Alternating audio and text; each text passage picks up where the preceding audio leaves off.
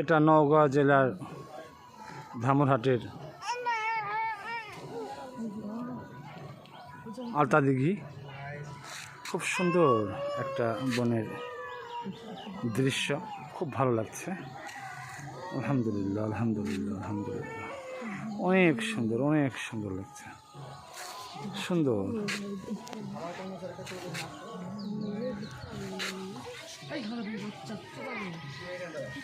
পুকুরটা অনেক সুন্দর লাগছে।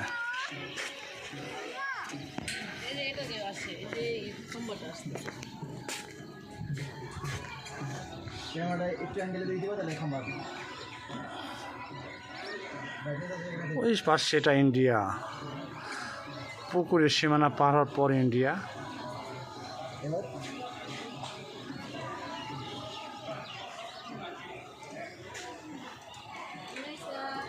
অনেক সুন্দর সিনারি আমাদের, এটা খুব সুন্দর পাহাড়ের মতো লাগছে।